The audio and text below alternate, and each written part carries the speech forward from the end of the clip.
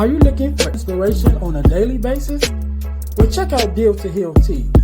With our inspirational tees, you're sure to find something that will inspire you. Just go to dealtohealtees.myshopify.com. That's Deal to Heal Tees. Put some inspiration in your situation. Wear inspirational tee and be inspired all day.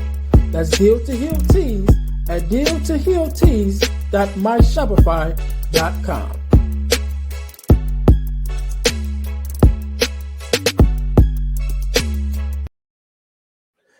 Hey guys, this is Earnest James, host of the Deal to Heal with E. James podcast, and I got a question to ask you. Could you buy me a cheeseburger? Better yet, could you buy me a value meal? Yes? Well, guess what? I don't need a value meal. However, for the cost of a value meal, you can support this podcast to keep us on the air. Just go to Patreon/Deal to Heal podcast and choose any one of the 3 tiers that's available. And if you just want to make a one-time donation, go to Cash App and make a donation to $EJames, the number 418. Make a one-time donation to the Cash App, or again, go to Patreon to support this podcast and keep us on the air. Thanks in advance. Be blessed.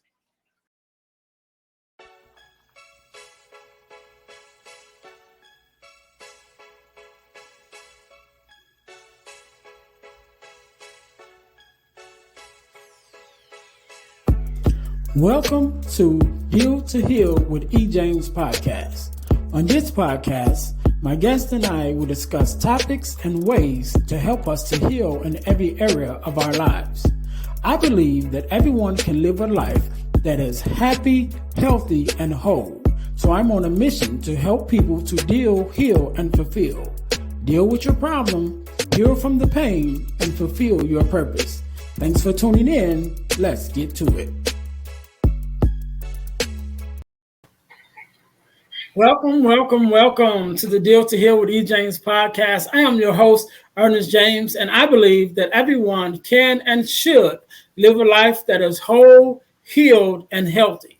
And therefore, I'm on a mission to help people to deal, to heal, and to fulfill, to deal with your problems, to heal from the pain, and to fulfill your purpose. Thank you guys once again for tuning in to the Deal to Heal with E. James podcast. If you haven't already, make sure you listen, like, subscribe, and share. Subscribe to our YouTube channel, subscribe to us on Facebook, and subscribe to our audio podcast on Spotify.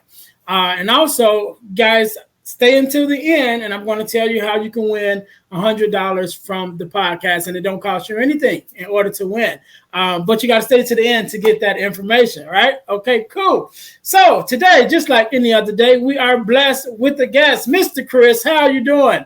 Ernest, I was going to jump in and finish that line for you after fulfill. You kind of paused there. I was like, your purpose. But no, I'm doing awesome, man. Thanks for having me on the show. I'm really excited to be here. No problem. First of all, let me say thank you for being here. I know that you could have been doing anything else, but you took out time to be here with me, and I definitely appreciate it. Well, my pleasure. So, I know we've been trying to connect for a while. I'm so excited that we can finally make it happen. Yeah, man. I'm glad. Thank you for your patience. You know, I have a what can be a problem for some people, but it's a good problem for me to have, which is I have a list of people that is waiting to get on. And so that's good for me. But sometimes, when you're on that list and you're waiting, it can get kind of long. So I thank you for your patience and, bearing with me with my good problem to have people like yourself, willing and ready to be a part of this movement of this podcast. So, Chris, we're going to jump right in. First thing I want you to do, tell my listeners who you are and what it is that you do. Certainly. Well, my name is chrisdtgordon. I could say the DT stands for darn terrific, but I would be disrespecting my parents. It's actually Daniel Thomas. I have 2 middle names. I live with my wonderful wife, Becky, and our 3 fantastic kids in New Ulm, Minnesota. And if it sounds German, that's because it is. We have a giant German statue of Herman the German on top of one of our valley hills. And so we celebrate the German heritage here. but all the good stuff, bread and drink and all that stuff. Becky and I are both teachers. She teaches at the public school here. I teach online, and I have been for the last 10 years. Yes, there was online teaching before the pandemic, and we're just living life. I'm also a professional speaker. That's why you're having me on here today, because I talk about the attitude of gratitude right up there next to Super Grover. No problem, no problem. Yeah. Yeah. So one of the things I want to mention, you mentioned about German, the German heritage. When I was in high school, one of the languages that I learned was German. Don't ask me any of it now because I don't remember, but I did learn it. I did learn it, and I passed it. It was German and Spanish. Both are which are languages that I want to take now as an adult, because just as an adult you realize the power in being able to communicate even more. And so those are two languages that I want to relearn, as an adult.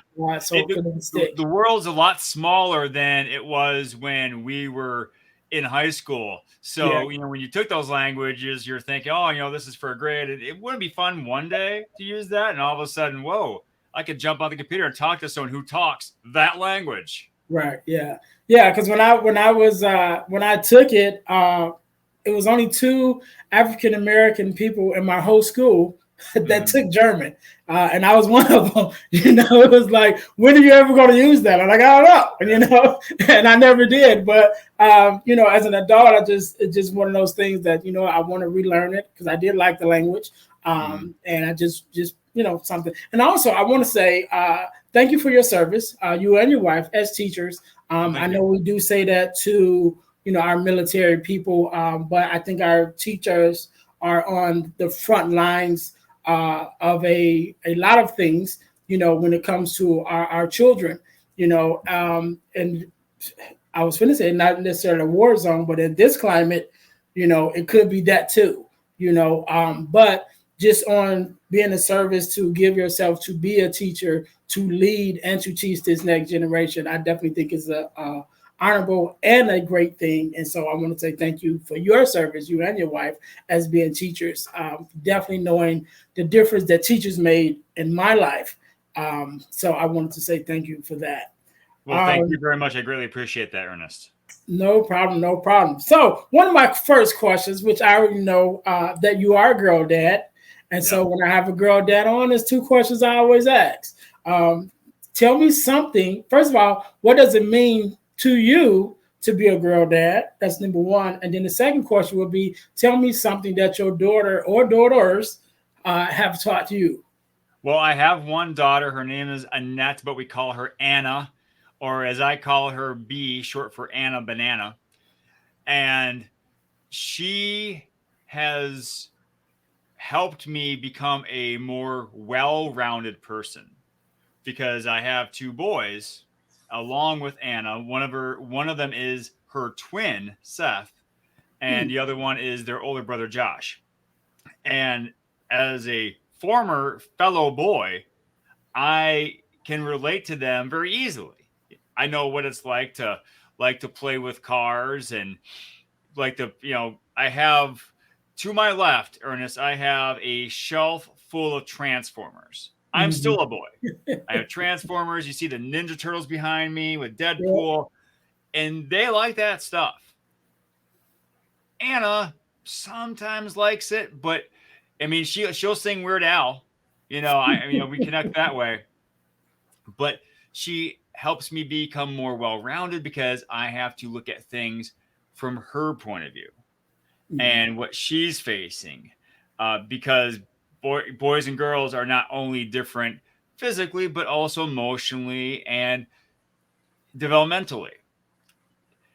As a teacher, I see that a little bit, but once the teaching day is done, I go home and I don't see those, tween or teen girls I'm teaching. I live with one. So that is a whole new experience. And I think along the lines of your second question, she has taught me to be more patient. where I can talk one way to the boys. It doesn't work so well with her. And with that, I have to be more patient and more aware of things. And so, but every kid's different. So I can't say, oh, if you're a dad of girls, you'll always be like this. But that's the way Anna is. And she's made me a better person. I'll always be thankful for her because of that. Okay. How old is Anna at this time? 10. 10? Yes. 10. Okay. My daughter made 19 this year. So she's officially a young adult. So it's like you leave one set of worries and problems, and then you go into a whole nother set. So I'm on that second part. On one hand, you don't want them to grow up. Or should I say you want them to grow up, because like, come on, you grow up and you become more responsible for yourself and making those decisions on your own. But then that enters into a new, as a father, a new set of worries. It's like, okay, now you are making the decisions, and it's like, hopefully they're making the right decisions. And even if it is a decision that they have to learn from, hopefully they're learning, and not continue to make the same mistakes over and over again. So I'm on that second phase of fatherhood with my daughter. So let's jump back right into it, Chris. So I know that now, like you mentioned, you are a teacher, you are a speaker, and you have an array of things that you do.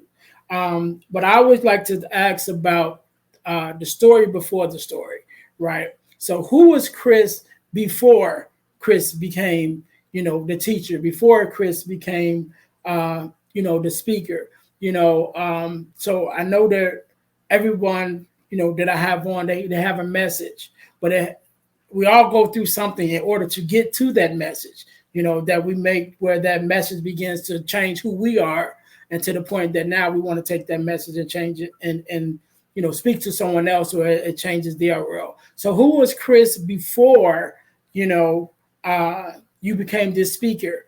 You know what I'm saying? And what was the journey of getting to this space to make you who you are now?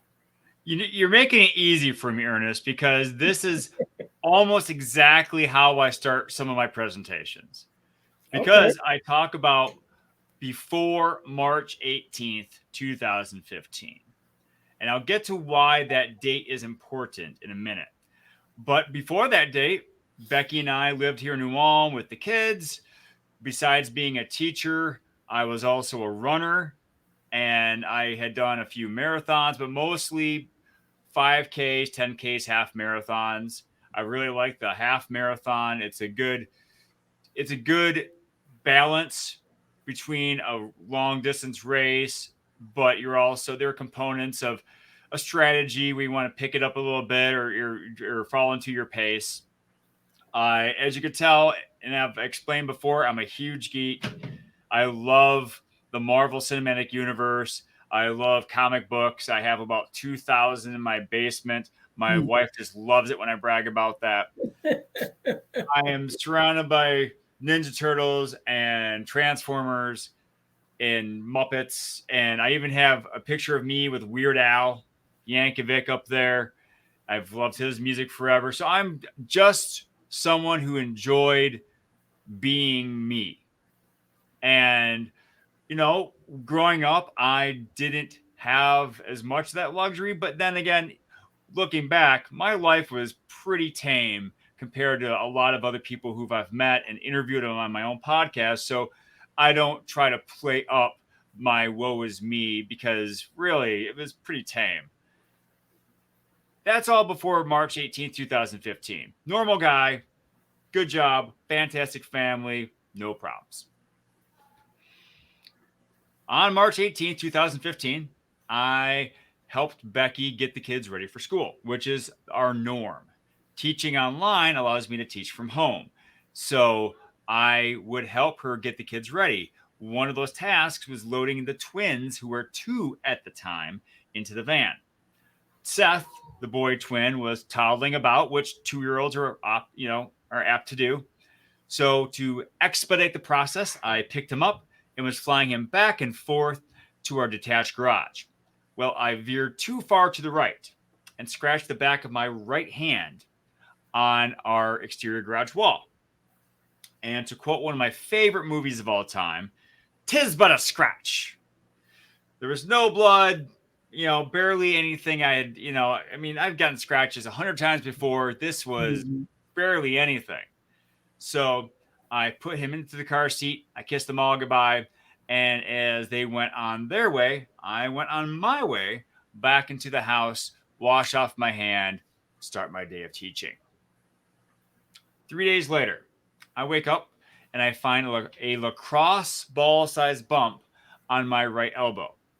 I go to the urgent care clinic. It's a Saturday, so the urgent care clinic is open. The attending doctor said that it could be bursitis, which is an inflammation of the bursa sac. So keep an eye on it and let us know if something happens. So I went home and I kept an eye on that bump as it grew and grew and grew until my right arm was 3 times the size of my left. Mm. I show a picture of this in my presentations. I look like the Incredible Hulk in mid-transformation. It's amazing. It's 2 different people's arms. The difference is so drastic. Well, we find a babysitter for the kids. Becky takes me to the hospital. And while they're taking my vitals, because they're not going to let a guy with a giant right arm just go away, they knew something was wrong. They just didn't know what. They're taking my vitals. They found that I had gone septic.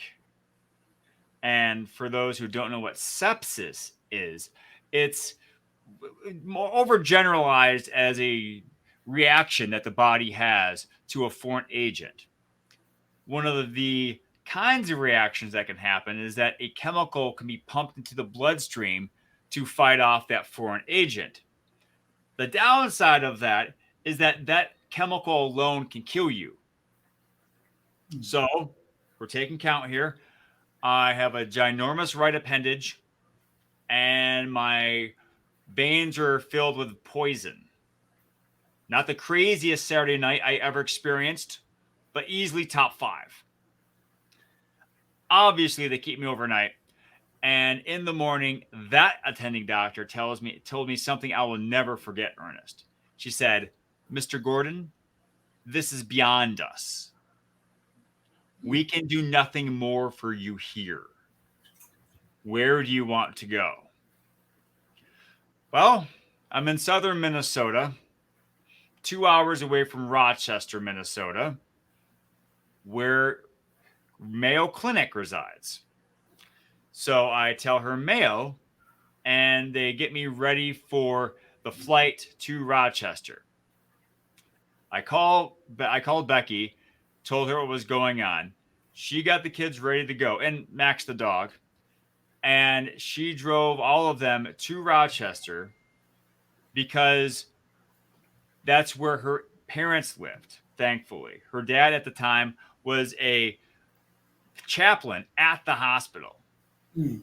And they live 10 minutes away from the hospital. So perfect place for them to stay for I was sure, 2 or 3 days this would take to resolve itself. I was certain. So they fly me to Rochester.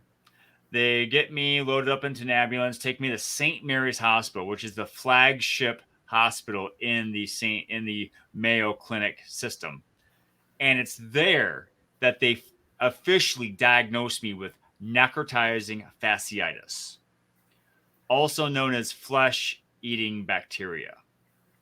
You may have heard this term on the news or on medical shows like ER, or I'm kind of dating myself there, or Grey's Anatomy.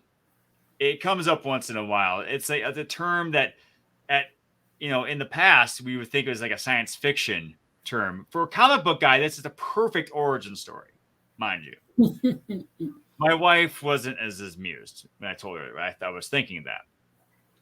However, back to the point, as soon as they know what's going on, they get me ready for surgery. They prep me for surgery, and then they put me under for 5 days. Wow. They didn't know it was going to be 5 days, but they put me under so they can start saving my life, essentially. The first thing they did was they went to remove all the infected skin and tissue and bacteria. So they cut me from the back of my right hand. See if I get on the screen here. There you go. All the way up my arm, through my shoulder, to the base of my neck, down the front of my chest, around my rib cage, and up my back. At one point, the infection had gotten to the base of my neck. And it's around that time that they had given me a 30% chance of survival. It was also around this time that they saw that the infection had gone so far into my right arm that they planned on amputation. It wasn't a maybe, it wasn't a likelihood, it was a certainty. So they get me ready for the second surgery. However, the attending occupational therapist saw that I still had hand function.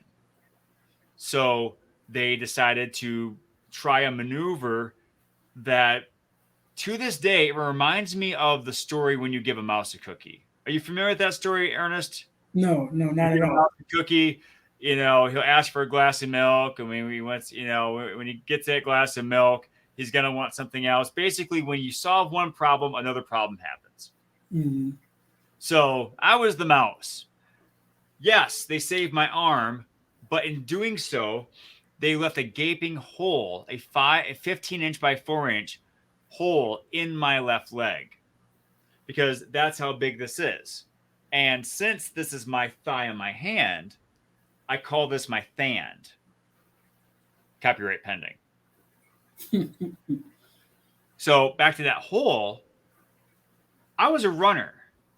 The week before my hospitalization, I had run a Pi Day race. It was on March 14th, 3:14, slightly longer than a 5K. I had run that in 19 minutes, 29 seconds. For a 40-year-old who had never run cross country, not too bad. But what that meant was I had really big thigh muscles. Plus, I play soccer too, so I was used to use my legs. They couldn't close the wound normally. They couldn't just sew it up. So they had to extract my vastus lateralis, which is my outermost quadricep muscle.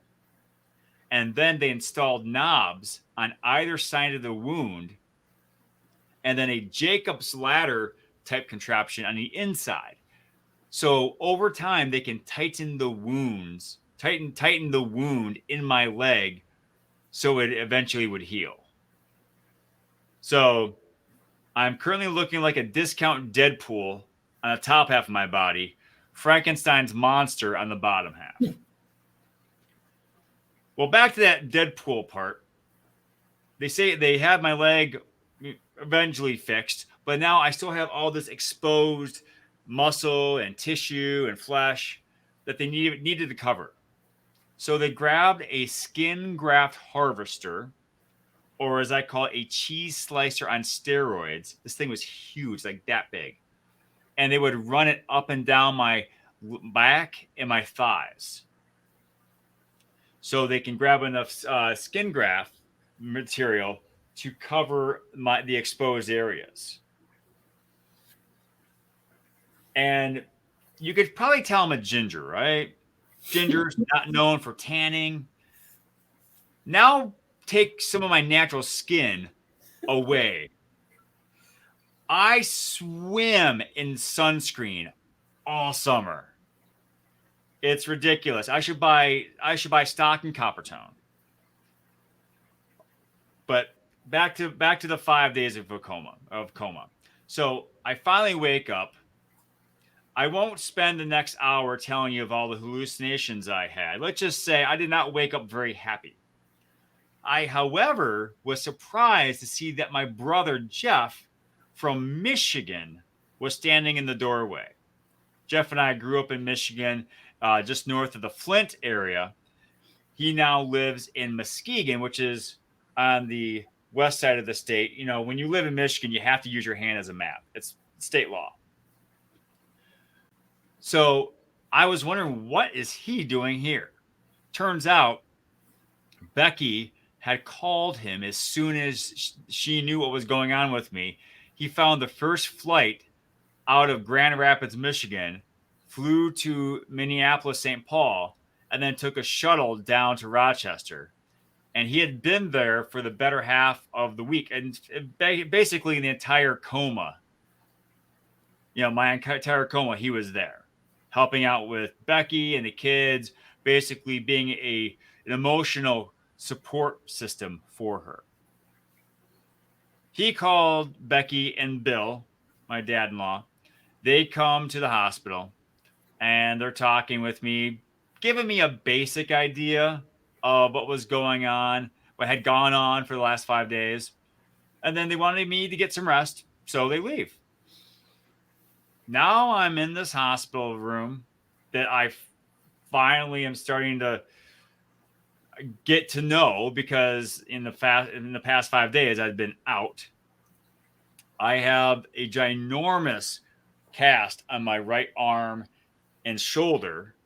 Actually, my right side is covered in this giant yellow cast. My left leg is all wrapped up in bandage.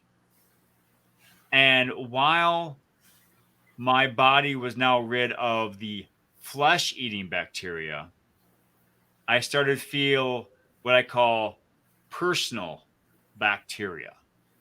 Negative thoughts and questions that were invading my mind, and I had zero answers for them. Questions like, what was I going to be able to do physically when I fully recovered, if I fully recovered? How was my mindset going to react to what came next? How was I going to relate to Becky, the kids, my other family members and friends, my coworkers, my neighbors, absolute strangers? What was our financial situation going to be like? As it turned out, I'm now the proud owner of $1 million arm. That's how much my hospital stay cost, between surgeries, hospitalization, flight from New Ulm to Rochester, everything. All of those questions were invading my mind, and I had no answers. And the more I stewed on those questions, the more I started feeling myself enter a downward spiral.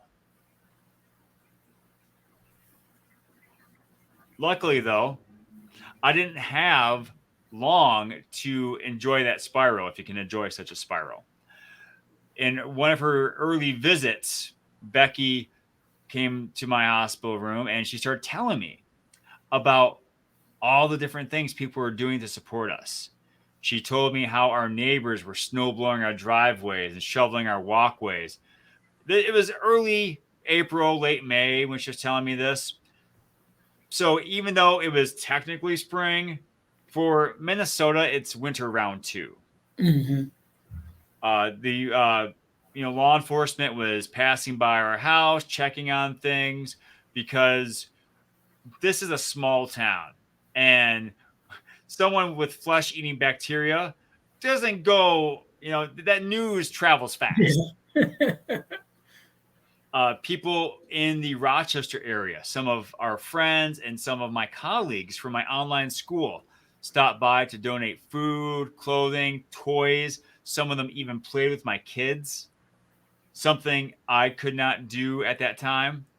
One of Becky's friends from high school had started a GoFundMe account that ended up covering the lost wages I had incurred from all those sick days I ran out of. I ended up missing an entire quarter of the school year. She was telling me all of these things, and I could feel that personal bacteria, that personal bacteria wash away, and I was left with what I now call the attitude of gratitude. I didn't call it that at the time, but I distinctly remember asking myself 3 questions. The first question was, what good things did I have in my life? Well, that was easy to answer. My wife, basically told me I have fantastic family, friends, I have a beautiful home, I have a great job, fantastic neighbors, my faith is strong. So all those big things came to mind right away. But then I thought about, what about those small things, those seemingly insignificant parts of our lives that we overlook, that actually make our day better, that actually make us smile or make our day or jobs easier? So I thought about the show Daredevil on Netflix. My brother had bought me an iPad for my recovery. And as soon as I was able to, as soon as that show dropped, because I'd heard about it for months, I downloaded Netflix. I started binge watching that show because it had dropped while I was in the hospital. And it was a great escape for me. Then I thought about how I was blessed to have the nurses station right across the hall from me, because there had been a time when I had yelled out of pain and they were right there. It was amazing. And so I knew that they were watching me. They had my back. And then there's the hospital pizza. Ernest, what do you think about hospital food? I've been blessed to never have to be there, so I haven't even tasted it. I tell you what, maybe it's because I hadn't had pizza in a while, but the hospital pizza at St. Mary's in Rochester is phenomenal. It just hit the spot every time, and I ordered it anytime I could. Again, maybe it had been because I hadn't had pizza in a while, when I was able to eat solid food, but man, it really hit the spot. And so I do this today. I think about door hinges. Who thinks about door hinges? Well, I do, because when you got to get into a certain room to do a certain thing and that door is not opening, you get thinking about door hinges really quick. And so I'm thankful for door hinges all the time. And then I think about my computer mouse here. See that gray stuff? That's duct tape. It's held together by foreign substances, but still works well. So this computer mouse is a representation of me. And then I think about my right armpit. You ever think about your right armpit, Ernest? I don't think I have. Well, I'm thankful for my right armpit because it's covered in skin grafts. Skin grafts are non-porous, which means they don't sweat, which means I only have to use deodorant on my left armpit. Do you know how much money I have saved in the last 7 years by only using deodorant on one armpit? Not a lot, but it's still kind of cool. And also, I can take a polar plunge like a champ. I can't feel temperature the way other people feel. I am very temperature resistant on this side of my body. So I started thinking about all the little things in my life, and I realized, Ernest, that I am rich. I have so many things to be thankful for. And it's not because they have market value, but they have intrinsic value. I find value in them.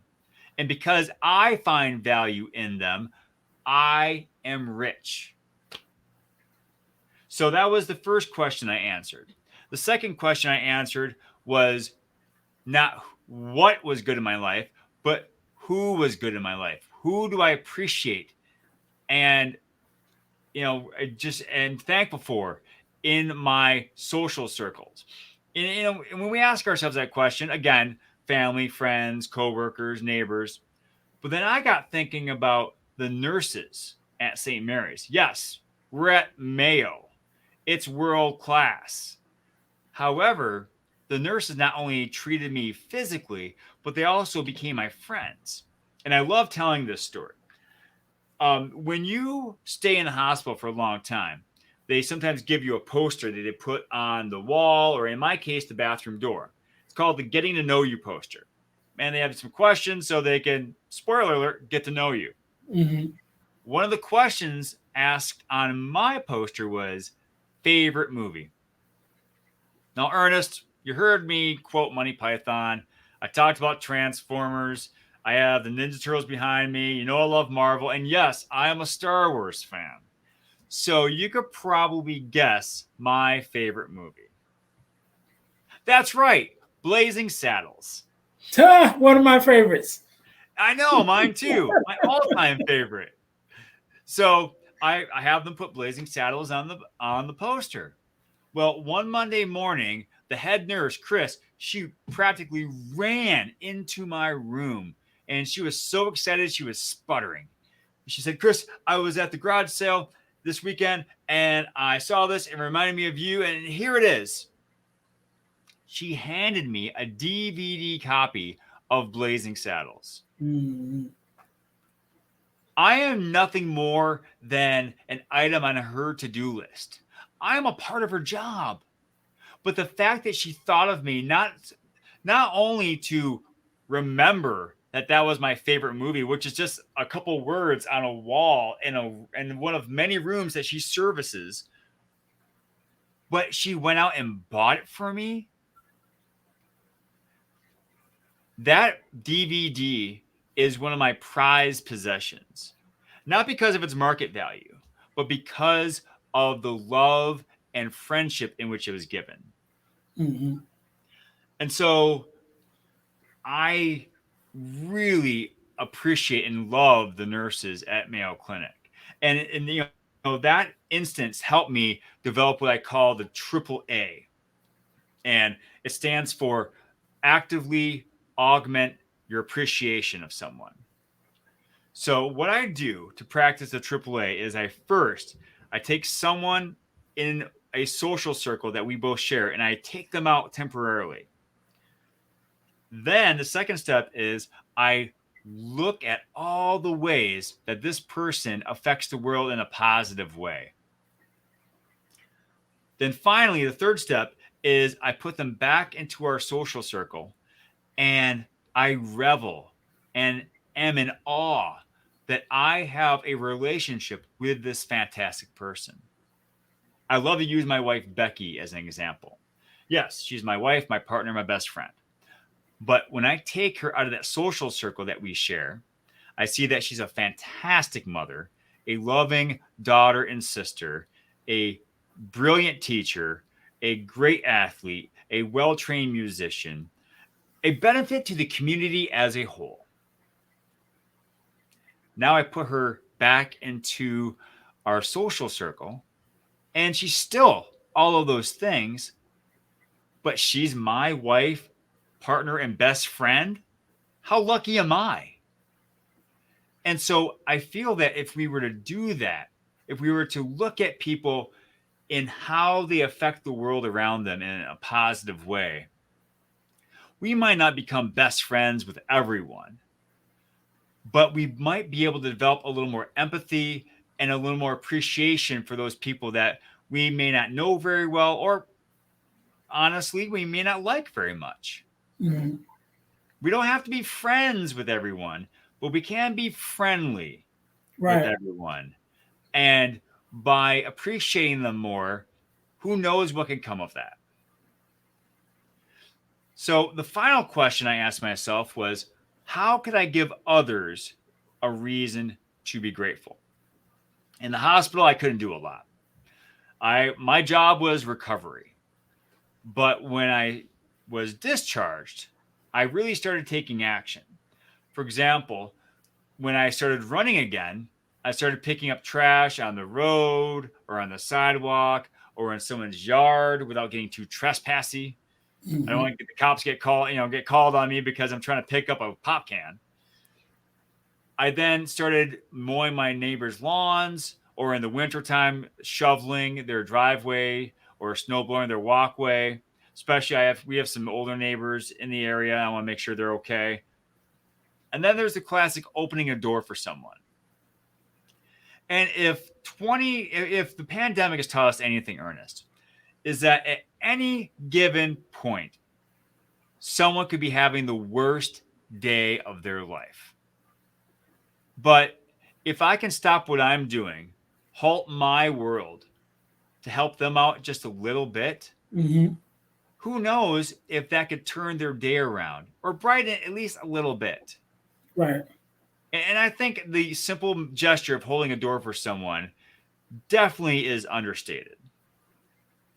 And so I started doing things for other people. I started taking my story and using my experience to help others. I've written blogs and newspaper articles. I started being interviewed by fantastic podcast guests like yourself.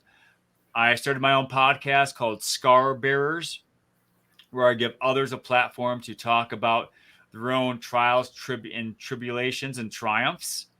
And I became a professional speaker, where I offer others a way to better their own lives and the world around them. And when I think back to those questions, I thought, well, I thought about the good things in my life. I acknowledge the appreciated, and I give others a reason to be grateful. T.A.G. I'm playing tag. And I don't know about you, Ernest, but playing tag by yourself is boring and more than a little embarrassing. So I try to involve as many people as I can, because when you do that, like the playground game, it becomes more fun, more exciting, and everyone has a good time. And I found that in my experience, only doing this a couple of years, that so many people, even if they haven't spent months in the hospital, they resonate with being able to make their day a little brighter by seeing the value around them, not the market value, but the intrinsic value of what they have, and seeing that maybe their life isn't as bad as they seem, or maybe if they're facing something bad, it's not the be all end all. As I like to say in my presentations, your current reality is not your destiny.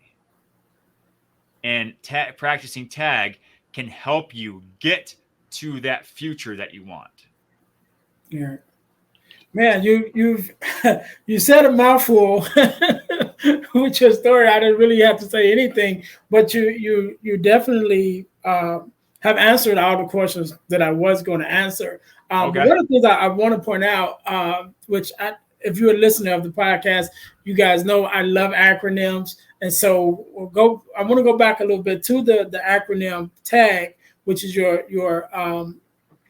program. So is T.A.G, which stands for basically thankfulness, my mind just went blank, acknowledgement or appreciation. Yep. And the G will be, I say gratefulness, but giving Yes. another person to be a reason to be grateful.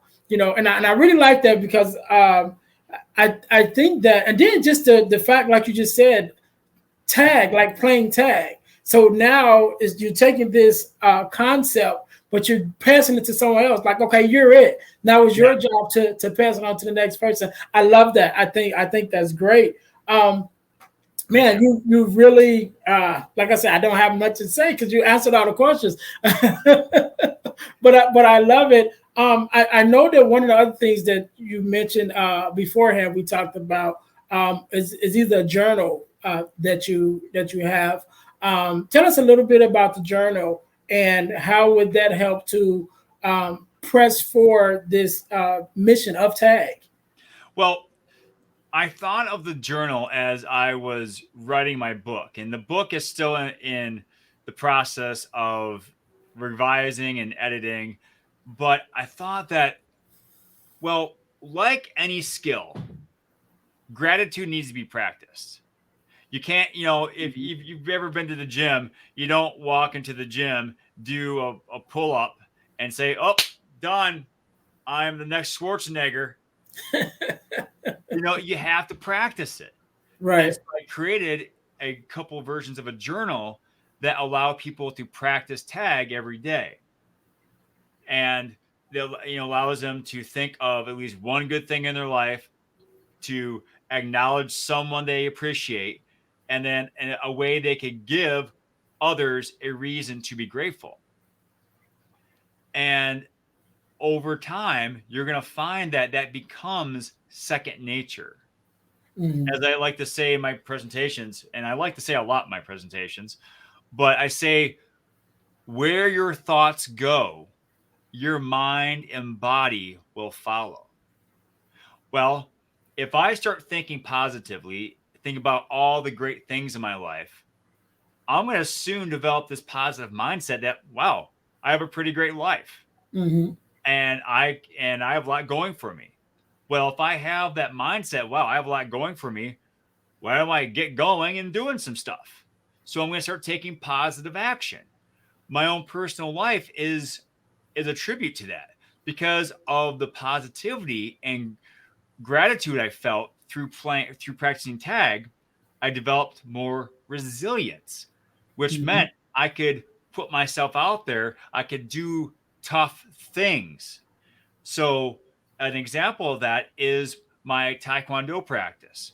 I was in Taekwondo in high school, but I quit because high school, well, when my son Josh was 6, he started Taekwondo. This was the fall after my hospitalization.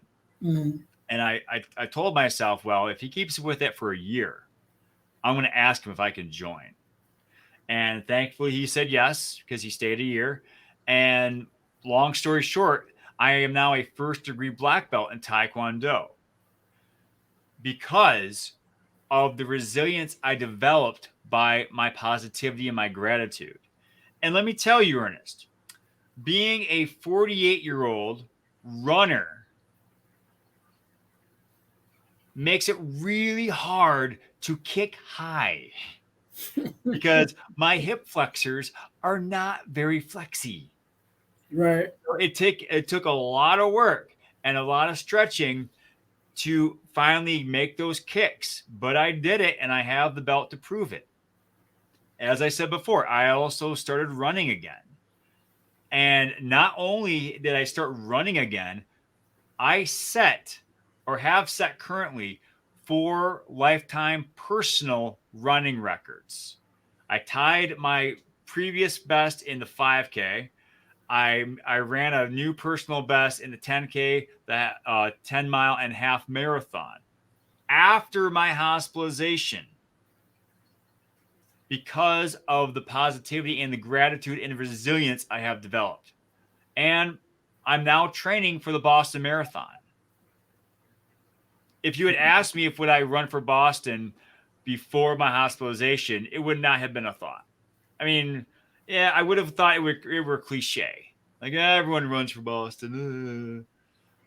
But my Becky and I went to Boston for an anniversary trip. I went to Boylston Street. When the traffic cleared, I stepped down the road. I crossed that finish line, did a goofy running pose. I told myself, well, guess I'm running Boston now. I talked myself into being the cliche, but I want it. I want to push myself. And I want to show people what you can do when you have the right mindset. And that's why I'm also a speaker, because I want to share this with kids, with those people who are facing tough times, to say again, your current reality is not your destiny.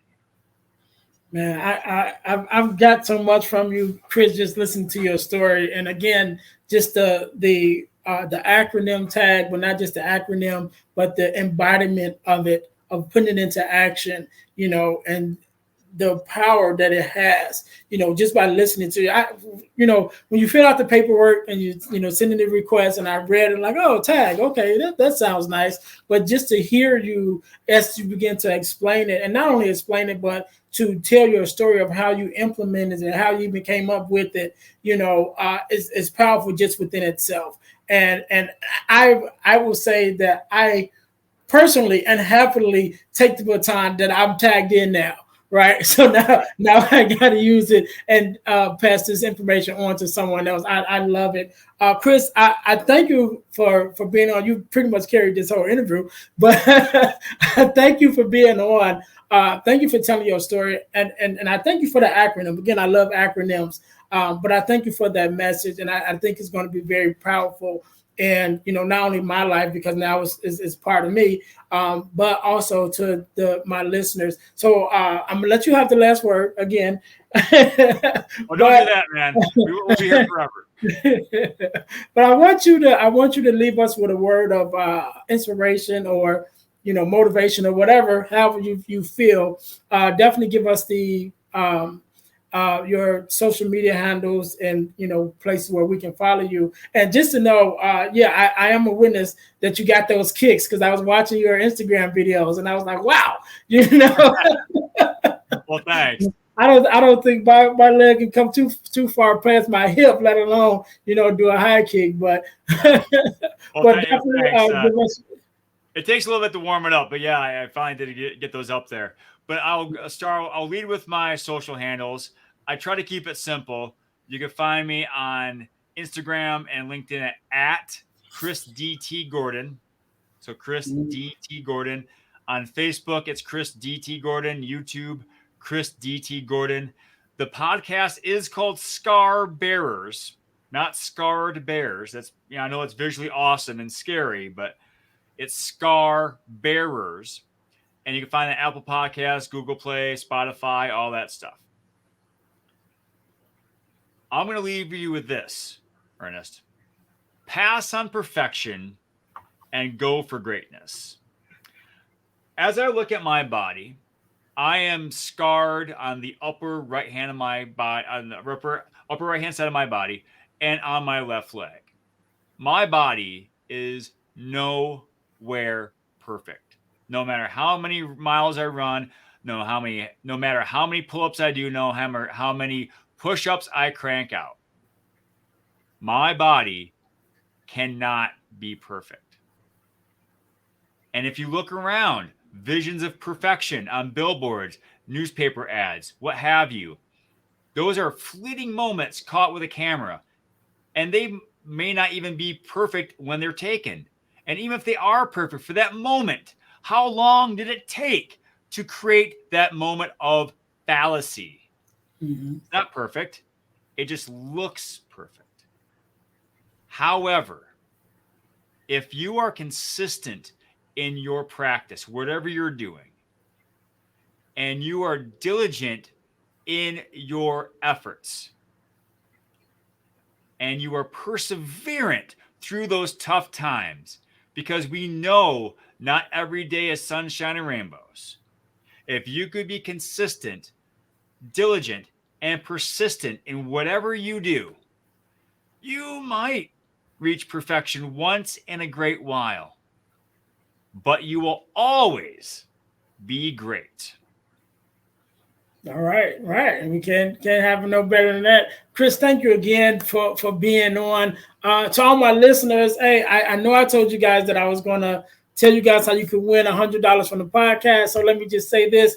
You can win $100 from the podcast by joining our super subscriber contest. And in order to do that, all you need to do is to subscribe to our YouTube channel, subscribe to our Facebook page, and subscribe to our Spotify podcast. And after you've done those three things, text the word WIN, WIN, to 866-326-0730. That's 866-326-0730 in order to win $100 from the podcast. It's just that simple. And it don't cost you guys anything. I mean, you're listening already, so you must like it, right? So just, go ahead, hit the subscribe button, hit the like button, share, all that good stuff. So, Chris, again, let me say thank you for being on. Thank you for taking out your time from your family and your lovely wife in order to be here. I definitely appreciate it. To all my listeners, thank you guys for tuning in once again to the Deal to Heal with E. James podcast. I'm your host, Earnest James, and I believe that everyone can live a life that is whole, healed, and healthy. And our mission on the podcast is to help someone to deal, to heal, and to fulfill, to deal with your problems, to heal from the pain, and to fulfill your purpose. So until next time, guys, thanks for listening. Thanks for tuning in, and we will see you guys next week. Be blessed. Hey, guys, I know you're enjoying the podcast. However, don't forget to join our text line at 866-326-0730. That's 866-326-0730 in order to receive text messages with new events and things that is going on and new episodes as they release. All right, see you in a minute. Thanks for listening to the Deal to Heal with E. James podcast. Remember to listen, like, subscribe, and share. This episode has been brought to you by Deal to Heal Teas. Put some inspiration in your situation. Wear an inspirational tea and be inspired all day. Let's go to dealtohealteas.myshopify.com. Remember, our mission is to help you to deal, heal, and fulfill. Deal with your problem, heal from the pain, and fulfill your purpose. Thanks for listening.